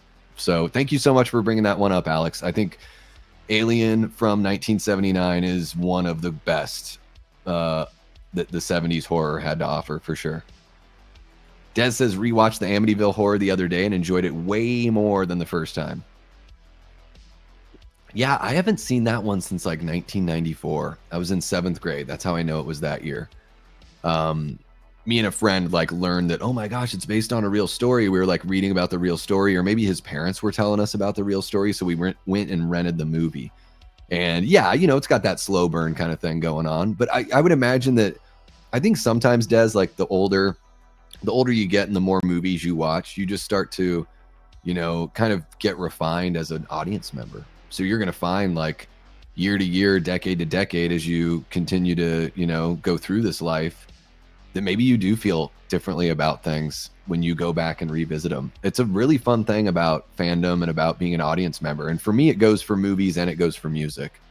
I can listen to a record like a couple hundred times and then start hearing something in a song or two that I never heard before. You know, it's just like opening up a different kind of perception. So that's why I'm a big creature of comfort. I revisit things a lot because I think there's still like so many layers to be peeled back. Tourist Trap is underrated. Is that 70s? All right. Maybe I need to check that one out. Another one I haven't seen. Yeah, that Invasion of the Body Snatchers is great. I do love the original. The remake, though, with Donald Sutherland, fantastic. Has one of the most iconic, you know, moments from horror history. Yeah. Let's see, here we are. What else do we have? Law and Order Batman. Yes. Oh my gosh, I'm so far behind on the chat. So how about this, guys? It looks like we're getting into a little bit of 80s talk. I saw The Blob in there. That's just the UK on a normal day from September to May. Same. I mean, I grew up in Southeast Alaska. I know what it's like. It's 300 days of precipitation in the town that I grew up in. 300 days a year. Wild. Let's see here. What else do we got? 70s horror says, fuck your happy. Fuck your couch. Let's see here. Don't Torture a Duckling is a great 70s Fulci giallo. Ooh. Man, Fulci doing giallo. I've heard of that movie. I've not seen it, Daz. I got to check that out because I find Fulci to be pretty fascinating as a filmmaker. You know, kind of going for those money shots on a lot of his stuff and really kind of he's pushing the grit and the grim nature. I feel like he wants his audience to feel uncomfortable. It sounds like he wanted his actors to feel uncomfortable too. Maybe he was like the Hitchcock of Italy in that way. But yeah, I did not know that he did that giallo. So I'm very interested to see what his take on a giallo would be. Yeah. Oh yeah. Alice Sweet Alice is freaking great. So good. So good. House from 77 is so crazy. You got to see it. Okay. I'll put it on the... You just made the list. Donner was insanely talented. Yes. Yeah. Burnt Offerings. Is that another 70s? Okay. Paul Bradley drops one of our new channel members. Paul Bradley drops OG Halloween, Alien, Jaws, Exorcist, The Omen are my favorite 70s horror. All right. I got to be honest with you guys. Black Christmas for me is just climbs every year. Every year I enjoy it more, and I find it more disturbing. I love that movie so much. Bob Clark has that's another interesting director that covered a lot of ground in his career. I mean, two of the most classic Christmas movies, Black Christmas and A Christmas Story. I mean, that's wild that he did both of those. And then he did Porky's, which is like, to me, probably the greatest teen comedy, like teen sex comedy of all time. So, man, that's three like heavy hitters there. But I always think of Black Christmas too, because I know it doesn't get all the love that, you know, a lot of these movies do. So maybe I just feel like I gotta root for the little guy in Black Christmas because, you know, I love Christmas horror, and I think Billy, man, is super creepy. Talk about stuff that's like, I mean, they wouldn't use language like the language that he uses in that movie. They wouldn't have the guts to do it today. And they didn't when they did Black Christmas in 2019, which is a movie about misogyny, not a movie about a slasher. So they even made a remake about toxic masculinity, whatever you want to call it. To me, it's just like, it's way too heavy-handed for my taste. They weren't even going to drop the C word and say all the crazy shit that Billy says in the original Black Christmas. So yeah, wild stuff. Let's see here. Why don't we move on over to the 80s? I could talk about each decade forever and never. But we might as well move on to the 80s here. Welcome on in, Mika. Double Feature Podcast. Guys, if one of the mods could share the link for Double Feature out there. We're in discussions to have the gals on Late Night with Davey sometime this spooky season. Em, thank you so much for kicking it with us. Have a great rest of your evening. And yeah, I can't wait to hang out with you guys on Saturday on Horror. I believe it's going to be myself, Em, of course, Kyle Curtis from Flet's Movies and Pop Culture 13. I think Shay Rance is going to be there, if I'm not mistaken. Cruel ZV, I think, is going to be there as well. So tune on in. I'll share that link for the stream there. Let's see here. Let's go ahead and catch up with the chat. We got Dell on Movies 1702. What's happening, Dell? So great to see you, man. Welcome on in. We are talking about decades of dread, Dell. So we're going through, we talked about the 60s. We've wrapped up our conversation on the 70s. We are going to dive into 80s horror. We're just kind of talking about, you know, how horror changed through the decades and some of these classic films that we love.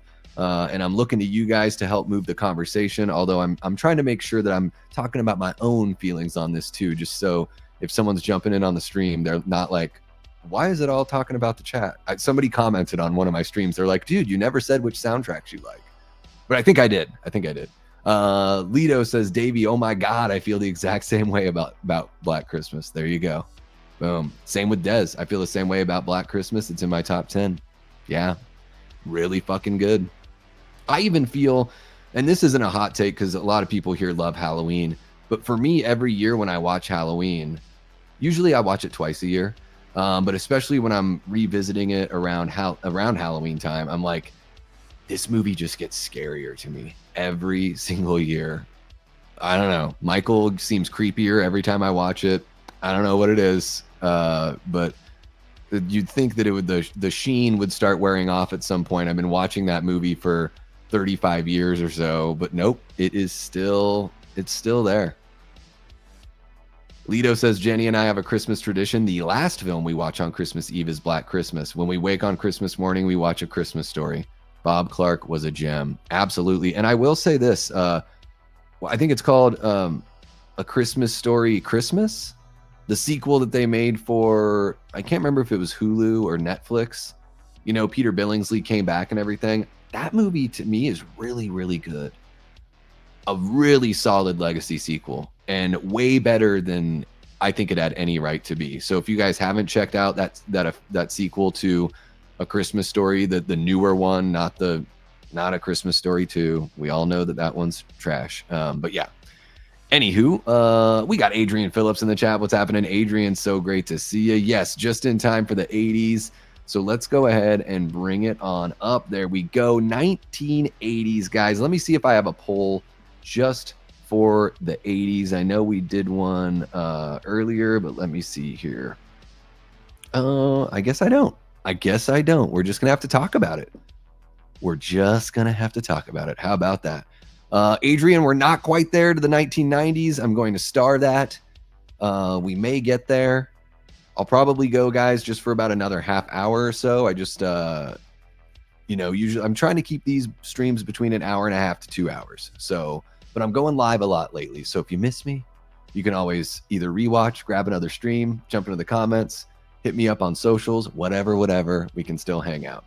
Let's see here. And then for all the folks that are jumping in just now, there is a link to our Discord server that's pinned in the chat. So Discord is, a lot of it's going to be members only, but for public streams, if we're able to reach super chat goals, we're going to do public streams. So watch parties and mixtape parties where you guys can actually watch the movie on my screen and listen to the music. So no rights issues, no weird shit. So the Discord is there for everyone, but members will get, they've got their own channel, and then there's a public channel, public channel as well.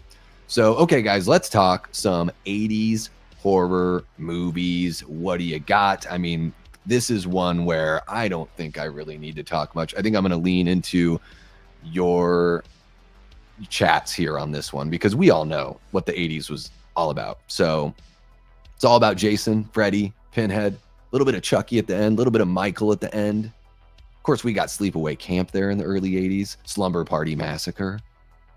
Those are fun, at least the first two. I haven't seen any of the others. Movies like House, the American House by Steve Miner. Dolls, which I just watched for the very first time, 1987. Puppet Master, I think, kicked off not long after that. Oh, man, what else? Chopping Mall, Reanimator. I mean, God, the 80s is just like, it is. I understand why you guys say that the 80s defined horror for you, because it really was the heyday of so many different horror flicks, whether they're franchises or one-offs. I mean, My Bloody Valentine, The Prowler from 1981. So there you go. Those are a couple big ones right there. Yeah, I mean, the 80s is so jam-packed. So we all know the big ones. But if you guys have some, maybe there's some hidden gems from the 80s, maybe some stuff that I didn't mention. Or maybe if we're going to bring up like some of those bigger franchises, tell me which one is your favorite in the franchise. Something like that in the live chat. Let's see what we got. What did you think, Des, of A Christmas Story Christmas? Is that what it's called? Yeah, Christmas Story Christmas. I really dug it. I really did. Not going to lie. Kind of got me all teary-eyed and everything. And I even think in a weird way, you could watch it as a prequel sequel. Like you could watch it and then watch A Christmas Story, because it sort of blends into the story of it all. Like he starts to tell the story that is the narration from the very first film. So there's an interesting, there's an interesting thing going on there. They really got the magic mix. They got the secret sauce. Dell on Movies says Friday the 13th and A Nightmare on Elm Street franchises are among my faves. There you go. They're part of the big three, and it's not by accident, right, Dell? Which is your favorite Friday the 13th, and which is your favorite A Nightmare on Elm Street film? Let me know. Oh, yeah. Well, I hope you enjoyed them. I know there's tons of hype around that first movie and everything. I really do think nostalgia glasses off and everything. I think A Christmas Story is an absolute classic. Yeah. Let's see here. Max Effort. It was a tough watch last Christmas because my dad had just died in October. I'm so sorry, Lido. Yeah, and you know, it's it's one of those things. Like all of us are, well, most of us are going to experience that in our lives.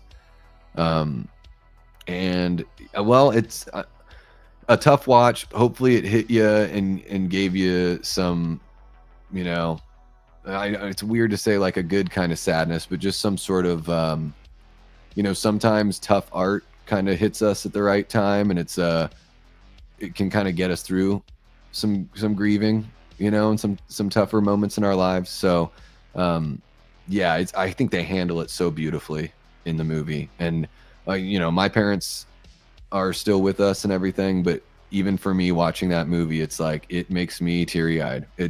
I think they get it right. They hit the nail right on the head. 82 is a killer year. What do you got for 82 there, Adrian? What do you got? Let me know your picks. Space Hunter 83, what's happening, bud? Great to see ya. Welcome on in. We have a brand new Discord server. You can join that by clicking the link that's pinned in the chat, bud. We're going to do some fun stuff over there. I have not seen The Stepfather. None of the Stepfather movies. What do you guys, top 5 for Jared? What do you guys think of that? Is the Stepfather something that I've got to work into my spooky season watch list? Let me know. 1980s, higher the hair, the closer to God, and easier for the killer to find you. Oh, Denise, that is hilarious. I love it. I love it. It's true. It's all true.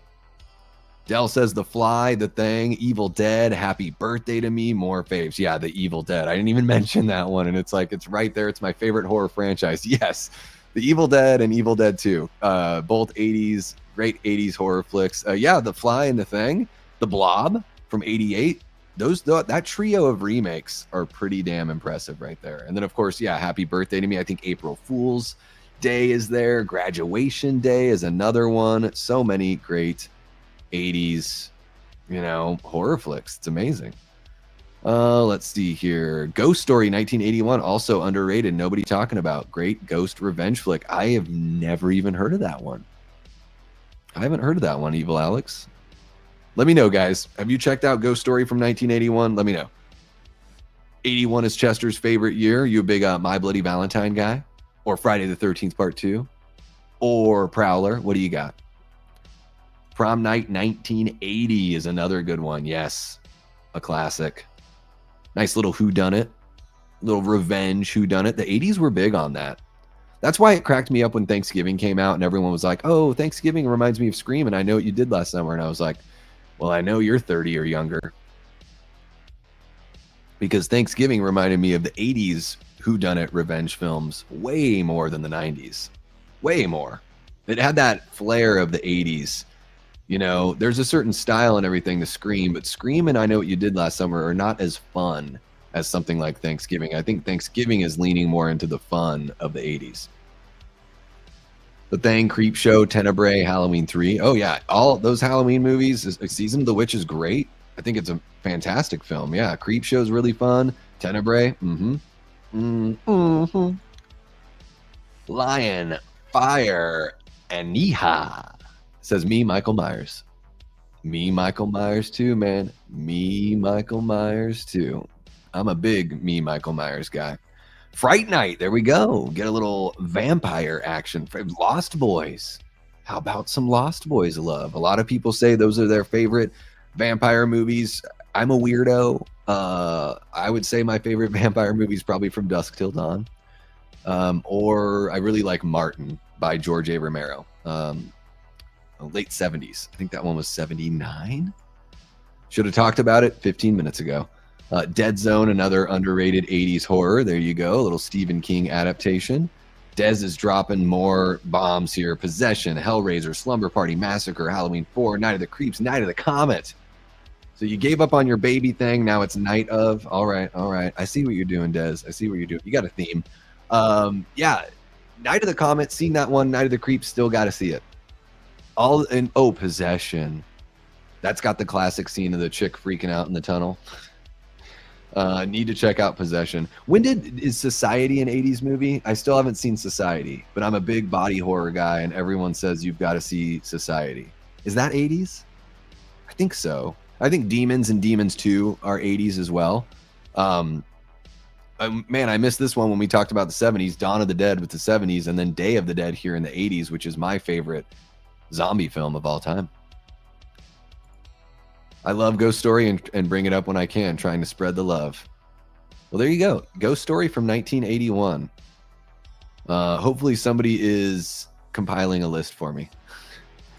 This is one I've got to see again because it's been way too long. I don't even... Yeah, I think I saw this when I was a kid, Daz. Prom Night 2, Hello, Mary Lou. Poltergeist, that's another really great one. Yeah. I think the first two sequels are in the 80s. Was there even a fourth Poltergeist? I'm not sure. I really love that first movie. I think the second one's pretty good too. It's not nearly as good as the first one, but yeah. Hellraiser 1 and 2, there you are. Are we counting Clue as a horror movie? I know there are deaths in it. I would consider it a comedy. Straight up comedy. Yeah, Hellraiser 1 and 2. Love that first Hellraiser. Christine. Yes. My favorite Stephen King adaptation, and I don't even think it's close. Something about John Carpenter shooting, doing the movie visually and doing the score. Amazing stuff. Amanda says Hellraiser for sure. There we go. I know you're a Dolls fan as well, Amanda.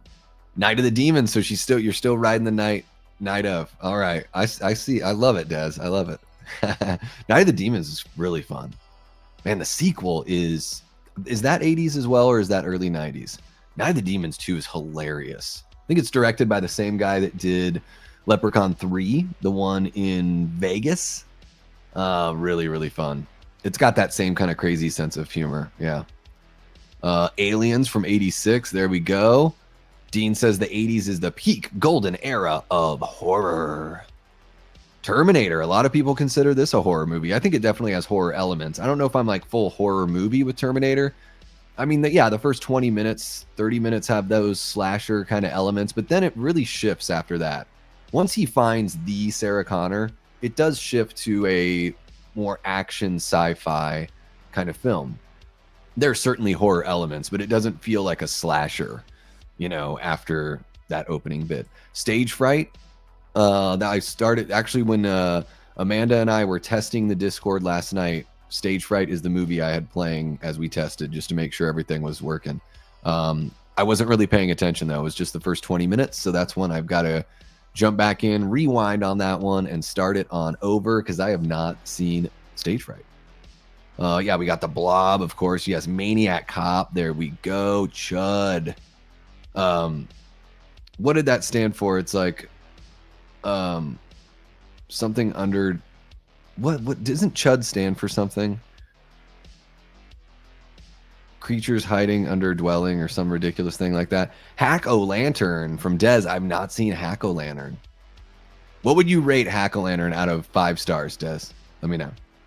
Blood Diner is a fun time. Never seen that one. Eli, welcome on in. I think I might have missed you when you first came in. My apologies, bud. One of our great channel members and Death Squad mods.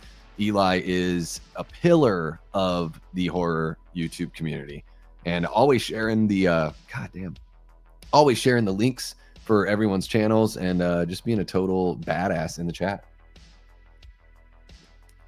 Halloween 2, Friday the 13th Part 2, The Burning, The Evil Dead, My Bloody Valentine, An American Werewolf in London, and The Funhouse. Those are your 81 picks. Yeah, that is that's a good list of movies for 1981. I totally see why you love those, Chester. Yeah. Firestarter, Cat's Eye. I Think I Cried for A Christmas Story. Is that what you're talking about? Maybe. Pet Sematary, Prince of Darkness. I'm so far behind. Return of the Living Dead, another classic. Yeah. What's the other one I'm thinking of from right around then? I think that just always makes me think of 2 movies. Return of the Living Dead makes me think of Friday the 13th Part 5 because Miguel Nunez Jr. is in both. It also makes me think of Freddy's Revenge because all 3 of those movies came out in 85, and in Freddy's Revenge you've got Clu Gulager who's in Return of the Living Dead. So I always think of those 3 movies together. Really enjoy Prince of Darkness. Yeah, classic. Some great B movies, Hollywood Chainsaw Hookers. I've heard of that, never seen it. Same with Frankenhooker. Yeah, Sorority Girls in the Slime Ball Bowl-orama. That one is one that I think I've got to check out. That sounds really good. Let's see what else we got going. Favorite Friday the 13th. It's a tie between 2, 4, and 6. Favorite A Nightmare on Elm Street 1 and Wes Craven's New Nightmare are tied, basically. All right. Friday the 13th faves are 1 and 4. Freddy faves are 1 and 3. Ooh. Fave 1. Friday the 13th part 1. Interesting. All right. Very interesting. Dream Warriors, Adrian Phillips has got for A Nightmare on Elm Street. Okay.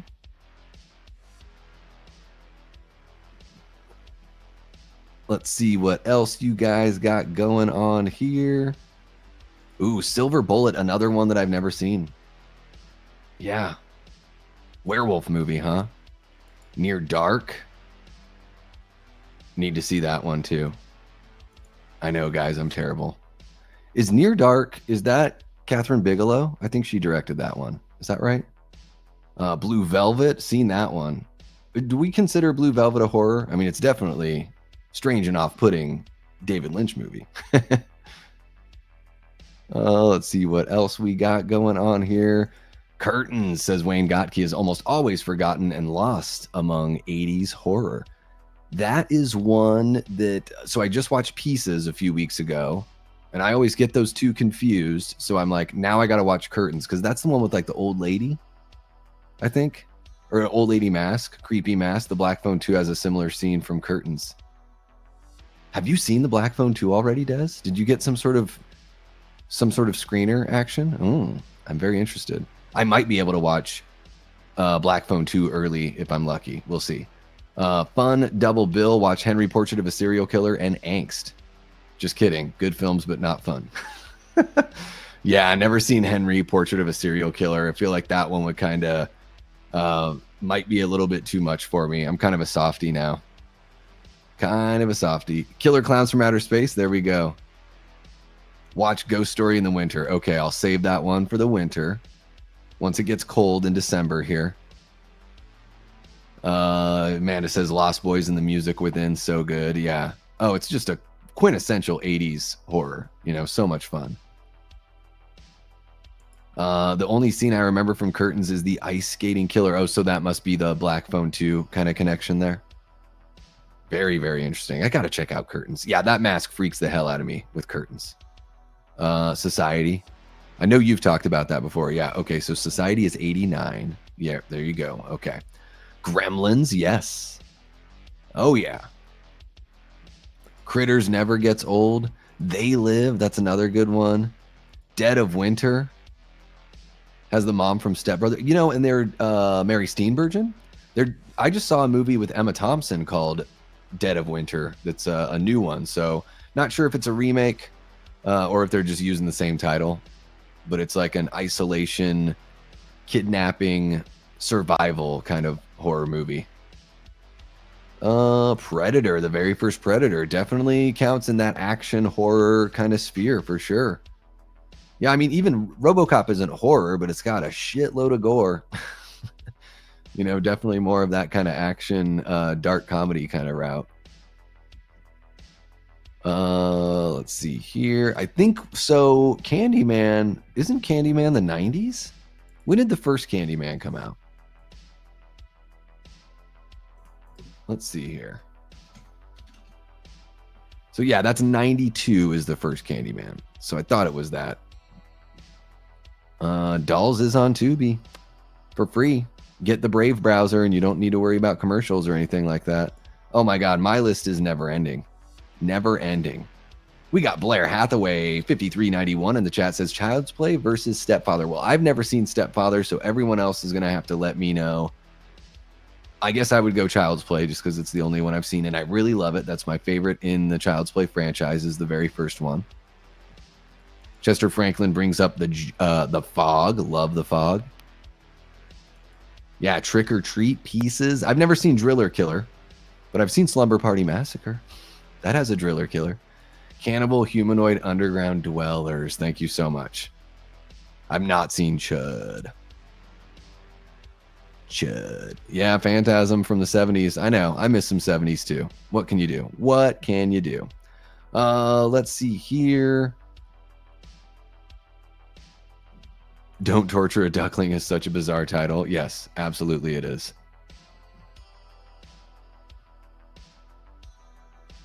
Let's see. What else we got? Oh, here's a great one. Space Hunter brings up Monster Squad. Classic. I rented that all the time. Love the Monster Squad. Still watch it every year. I am such a poser, you know? Big time poser, Davey Deathray. Should get a shirt. It says Davey's a poser. Yeah, and I didn't know until somebody else put the ice skating thing in there that I'm like, okay, there we go. Gotcha. Let's see here. What else do we got? Gene singing the Dream Warrior song. Definitely a classic 80s horror right there. Kind of like the turning point for Freddy. Maybe the last time he was like not fully, he was becoming MTV Freddy at that point. By Nightmare on Elm Street 4, he is fully MTV Freddy for sure. Silent Night, Deadly Night, there you go. What, like Christmas Evil? That's another one as well. Yeah, a lot of good, some good Christmas horror there. Is New Year's Evil? I think New Year's Evil is early 80s. Let me check it out really quick, y'all. See what we got. New Year's. I really enjoyed New Year's Evil. Watched it last year. Yeah, 1980. There we go. Really enjoyed that one. Watched it a couple times. Watched it and then hosted a watch party on New Year's Eve with everyone. Absolutely. The Prowler, Humanoids from the Deep. We could go on and on, huh? Death Spa, Terror Train. Yes, New Year's Evil. My name is Evil. Okay, guys, let's jump on over to... Gosh, should we save the 90s? Let's save the 90s. So we covered 3 decades. Let's save the 90s, 2000s, and 2010s up through now. Let's do a part 2. What do you guys think? Decades of Dread part 2? Because right now we're at about an hour 48. I want to start winding down. Been talking for a little bit, and I don't want these streams to get like too crazy long. I really appreciate you guys kicking it. Of course, we have 30 people in here. Man, if you haven't hit the like button, please make sure to smash the hell out of that thing. I'm going to do a like check right now. All right, I'm doing it. I'm checking the likes, and I'm checking the subscribers. Holy cow, guys, we are at 1702 on the subscriber count. We have officially passed the 1700 mark on subscribers. Hell yeah. And we've got 30 likes there in the chat. Thank you guys so much for helping us reach that mark. It really does help the stream moving forward, and especially on the replay, it really helps a lot. So thank you guys so much for kicking it here for this edition of Late Night with the Davey Before Dark. This has been episode 58 of the show. I can't believe we're almost to 60. That's unreal. We're just going to keep on climbing. Holy cow. Space Hunter's dropping a $4.99 super chat. Says, couple of bucks for some pizza slices, dude. Thank you so much.